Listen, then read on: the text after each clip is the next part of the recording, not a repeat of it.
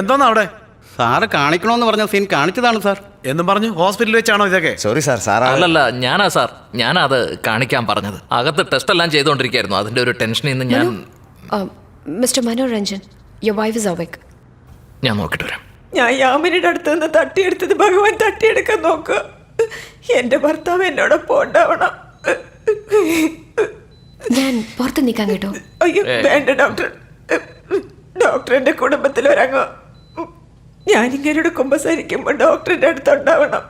ഇങ്ങനെ യാമിനി എത്ര സ്നേഹിച്ചിരുന്നറിയോ?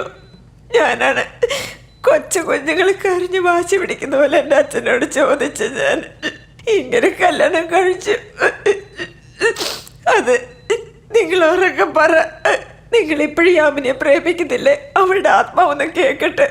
ആത്മാവിന് ചെവിയൊന്നും കേൾക്കില്ല, മനസ്സിലായോ? എനിക്ക് കേൾക്കുന്നുണ്ട് പറയുന്നേ. Still you love her?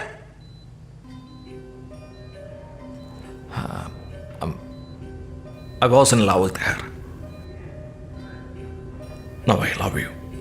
Okay, take rest. നേരാണോ? എന്താടോ? ഞാൻ നിങ്ങളെ രണ്ടുപേരെ അകറ്റിയതിന് ശേഷം നിങ്ങൾക്ക് എങ്ങനെ എന്നെ സ്നേഹിക്കാൻ കഴിയും? യാമിനിയോടുള്ള ദേഷ്യം കൊണ്ട് നിന്നെ കല്യാണം കഴിച്ചു. കല്യാണം കഴിഞ്ഞപ്പോ പിന്നെ ശരിക്കും സ്നേഹത്തിലായി. You are a nice person. So പ്രണയം റിയൽ ആയിട്ട് മാറി.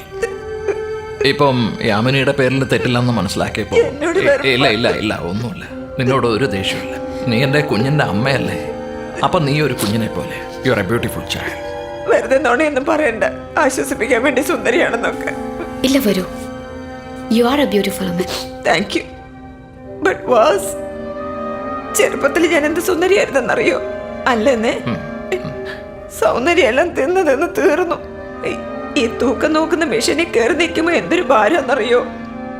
ആ ഭാരവും കൂടി യാമിനിയെ പോലെ ഏതെങ്കിലും സുന്ദരിമാര് വന്നാൽ ഇങ്ങനെ ഓടി പോകുന്നുള്ളൊരു പേടിയാ എനിക്ക്.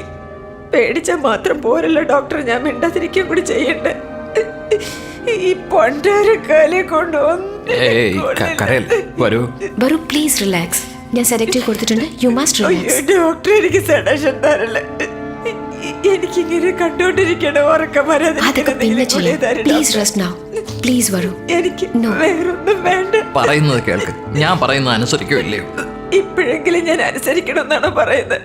അയ്യോ, കണ്ണുള്ളപ്പോഴേ കണ്ണിന്റെ കാഴ്ചയെ കുറിച്ച് അറിയൂ ഡോക്ടർ. അയ്യോ, എന്നെ പോലുള്ള ദുഷ്ടത്തികളൊക്കെ കണ്ട്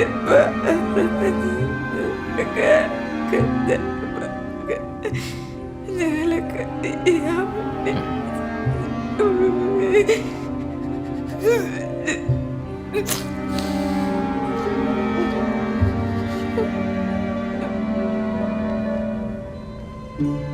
you